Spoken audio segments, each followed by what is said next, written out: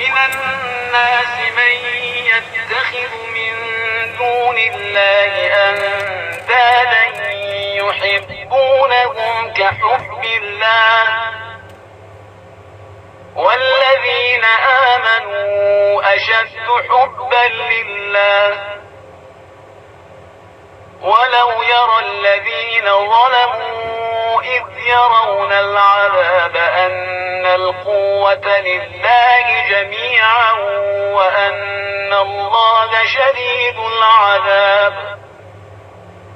إذ تبرأ الذين اتبعوا من الذين اتبعوا ورأوا العذاب وتقطعت بهم الأسباب وقال الذين اتبعوا لو أن لنا كرة فنتبرأ منهم كما تبرأوا منا كذلك يريهم الله أعمالهم حسرات عليهم وما هم بخارجين من النار يا أيها الناس كلوا مما في الأرض حلالا طيبا ولا تتبعوا خطوات الشيطان إنه لكم عدو مبين إنما يأمركم بالسوء والفحشاء وأن تقولوا على الله ما لا تعلمون وإذا قيل لهم اتبعوا ما أنزل الله قالوا بل نتبع ما ألفينا عليه آباءنا أولو كان آباؤهم لا يعقلون شيئا ولا يهتدون ومثل الذين كفروا كمثل الذي ينعق بما لا يسمع إلا دعاء ونداء صم بكم عمي فهم لا يعقلون يا أيها الذين آمنوا كلوا من طيبات ما رزقناكم واشكروا لله إن كنتم إياه تعبدون أعوذ بالله من الشيطان الرجيم بسم الله الرحمن الرحيم الحمد لله رب العالمين والصلاة والسلام على أشرف الأنبياء والمرسلين وأهل بيته الطيبين الطاهرين المعصومين अम्मा बाद। सूरह मुबारक बकरा आयत नंबर 165 से लेकर आयत नंबर 172 165 to 172। इब्तिदाई आयत में परवरदिगार आलम ने एक कल्बी ताल्लुक का जिक्र किया है कि जो उन लोगों के दरमियान है कि जो अल्लाह के साथ शरीक करार देते हैं मुख्तलिफ बुतों को या किसी और इंसान को, और फिर उसके बाद वो मोहब्बत भी करते हैं उनसे, और मोहब्बत वैसे करते हैं कि जैसी अल्लाह से मोहब्बत होनी चाहिए।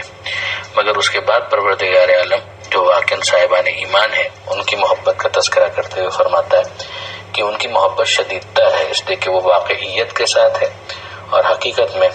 उन्हें अल्लाह से मोहब्बत है, और फिर अल्लाह की तरफ से भी ज़ाहिर है कि वो मामला रिस्पॉन्ड होता है, रेसिप्रोकेट होता है, जिसके नतीजे में वो चीज़ ग्रो करती है। जबकि दूसरी तरफ जो खुदा के शरीक करार दे दिए गए हैं फॉल्टी अंदाज में, इनके साथ कोई हकीकी मोहब्बत न हो सकती है और न ही उनकी तरफ से उन शुरका की तरफ से खुद साख्ता किसी किस्म का कोई रिस्पॉन्स उन्हें मिल सकता है। तो फिर परवरदिगार आलम फरमाता है कि काश ये लोग देखते जिन्होंने जुल्म किया है, जब वो अजाब को देखेंगे तो उन्हें अंदाजा होगा कि कुव्वत सारी की सारी अल्लाह के लिए है और अल्लाह शदीदुल अजाब है, यानी उसका अजाब बहुत शदीद है। जब आखिरत क़यामत का मैदान मौत के वक्त, तब तो पर्दे आंखों के सामने से हट जाएंगे, तो उस मौके पर ईमान लाने का کوئی فائدہ بھی نہیں ہوگا، اور کسی شریک سے بیزاری کا یا تبرے کا یا ڈس اون کرنے کا کوئی فائدہ بھی نہیں ہوگا۔ فائدہ تو تب ہے کہ جب انسان اس دنیا کے اندر ہی ان افراد سے، ان چیزوں سے کہ جن کو وہ خدا کے ساتھ شریک قرار دیتا ہے یا خدا کے رسول کے مقابلے میں کسی کو باطل یا جھوٹا رسول سمجھتا ہے، اور اسی طرح سے اگر حق امام کے سامنے کسی غلط امام کو اپنا امام بنا لیتا ہے، حق تو یہ ہے کہ اس دنیا کے اندر ہی وہ ان کے باطل ہونے کو بھی سمجھے اور ان سے اعلان لا تعلقی کرے۔ پھر اس کے بعد جو پروردگار عالم نے ارشاد فرمایا کہ جب وہ تبرہ کر رہے ہوں گے، کون تبرہ کر رہے ہوں گے؟ کہ جن کی وہ پیشوا کہ جن کی اتباع کی جا رہی تھی ان لوگوں کی طرف سے جو ان کے پیروکار بنے ہوئے تھے، تو وہ اس وقت جب عذاب کو دیکھیں گے تو سارے رشتے ان کے منقطع ہو چکے ہوں گے۔ اب کیفیت یہ ہے کہ وہ جو پیشوا یا جو لیڈر جن کو بنا لیا گیا تھا وہ بھی ڈس اون کر رہے ہوں گے، وہ کہہ رہے ہوں گے یہ خامخواہ ہمارے پیچھے آ گئے، اور وہ جو اتباع کرنے والے تھے، فالوورز تھے، وہ کہیں گے کہ اگر ہمیں موقع مل جائے کہ ہم واپس پلٹ جائیں تو ہم ان لوگوں سے اسی طرح سے بیزاری کا اعلان کریں گے جس طرح سے اس وقت یہ ہم سے بیزاری کا اعلان کر رہے ہیں۔ ایک تو ان کو فالو کر کے ہم یہاں تک آ کر پھنسے، اور اب یہ ہمیں ڈس اون بھی کر رہے ہیں، تو وہ ایک دوسرے پر تبرہ بھیج رہے ہوں گے۔ اس اعتبار سے اگر آپ دیکھیں تو یہ آیتیں تبرہ کے اوپر بہت اہم آیت ہے، بہت ہی اہم آیت ہے، اور ان آیتوں کی روشنی میں تبرہ کو کم سے کم ایک اصول کے طور پر مسلمانوں کے درمیان مسلم ہو ہی جانا چاہیے۔ شخصیتوں کی بحث اپنے مقام پر ہو سکتی ہے، اور واقعاً جب کھلے دل سے انسان اس پر نظر کرے تو کوئی وجہ نہیں کہ حق مشتبہ رہ جائے اور وہ صراط مستقیم سے تعارف حاصل نہ کر سکے، مگر اتنا تو طے ہے کہ کم سے کم ان آیتوں کی روشنی میں تبرہ ہی سے تبرہ کر دینا قابل قبول نہیں ہو سکتا اور قرآن مجید کی تعلیمات کے خلاف ہوگا۔ بے شک تبرہ کے اندر بھی شائستگی ہونی چاہیے، گالم گلوچ نہ ہو، فحش نہ ہو، لیکن تبرہ تو کم سے کم ہو کہ جس کے اندر ایک انسان ان جھوٹوں کو ڈس اون کر دے اور ان سے اپنے اعلان لا تعلقی کا اظہار کر دے۔ پروردگار عالم ان لوگوں کے بارے میں فرماتا ہے کہ جنہوں نے دنیا میں تبرہ نہیں کیا اور آخر میں پھر وہ اس بات پر افسوس کر رہے ہوں گے کہ ان کے لیے خدا فرماتا ہے کہ اللہ ان کے اعمال ان کو اسی طرح سے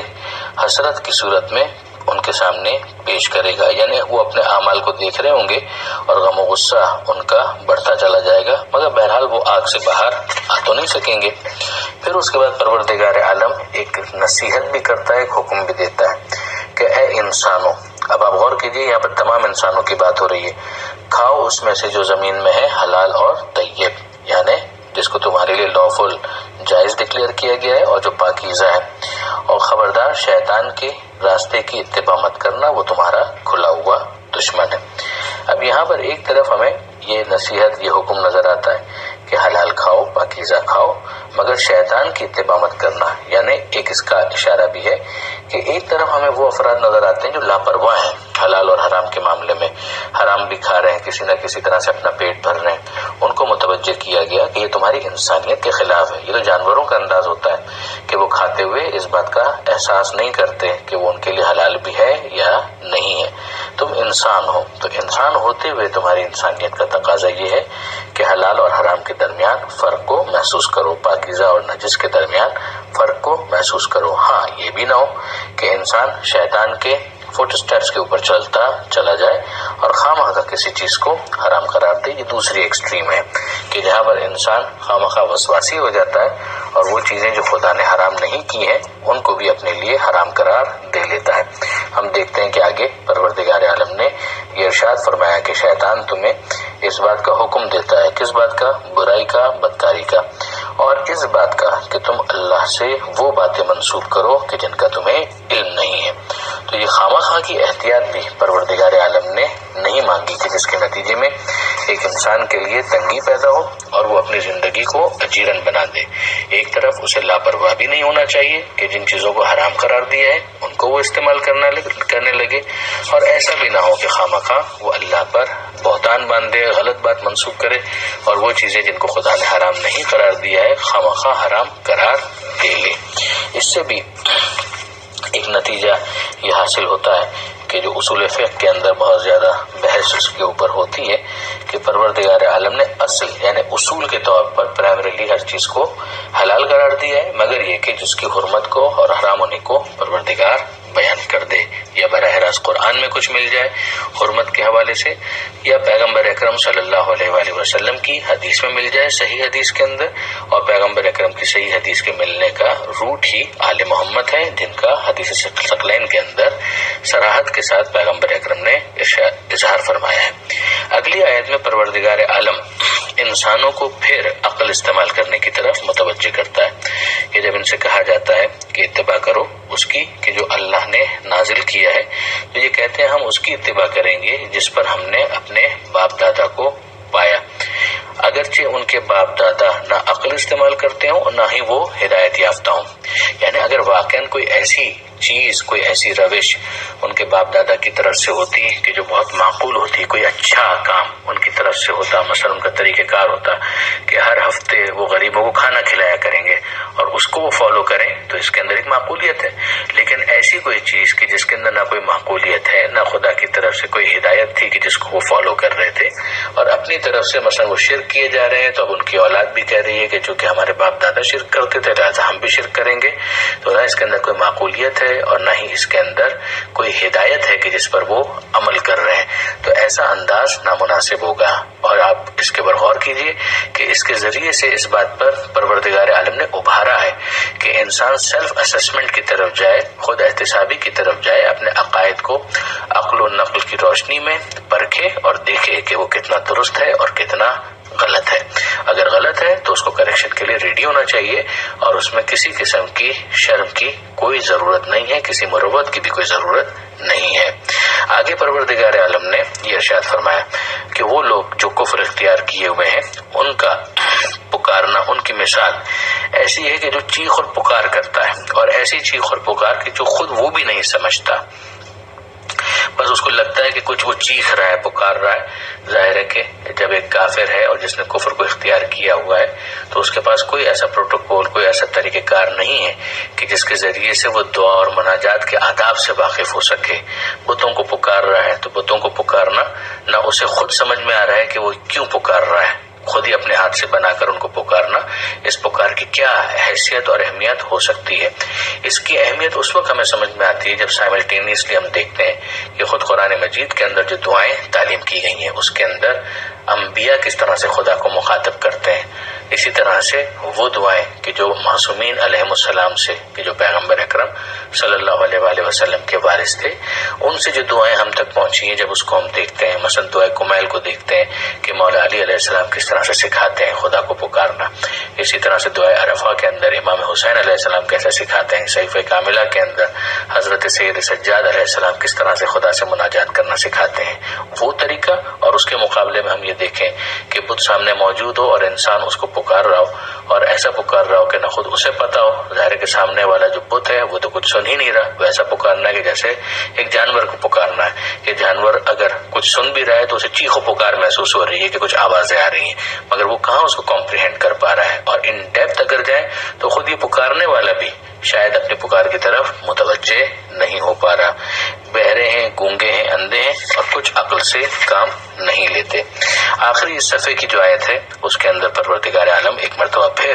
متوجہ کرتا ہے صاحبان ایمان کو کہ اے ایمان لانے والوں، جو پاکیزہ رزق ہم نے تم کو دیا ہے اس میں سے کھاؤ اور اللہ کا شکر ادا کرو اگر تم اللہ کی عبادت کرتے ہو۔ یعنی اللہ کی عبادت، اس کا نتیجہ یہ ہے کہ تم اللہ کو منعم مانتے ہو کہ نعمت اس کی طرف سے، رزق اس کی طرف سے ہے، وہ رازق ہے، رزاق ہے، تم اس کا رزق حاصل کرتے ہو، کھاتے ہو، تو پھر اس کا شکر بھی ادا کرو۔ اور شکر کے جو مراحل ہیں وہ یہی ہیں کہ انسان دل میں نعمت دینے والے کے لیے شکر کا جذبہ رکھے،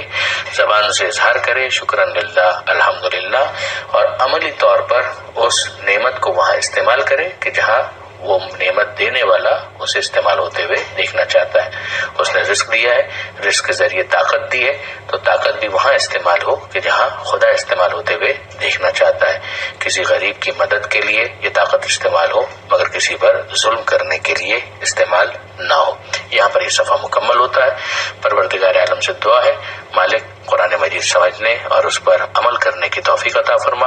اور وارث قرآن امام زمانہ کے ظہور میں تعجیل فرما۔ وآخر دعوانا ان الحمد للہ رب العالمین، والسلام علیکم ورحمۃ اللہ وبرکاتہ۔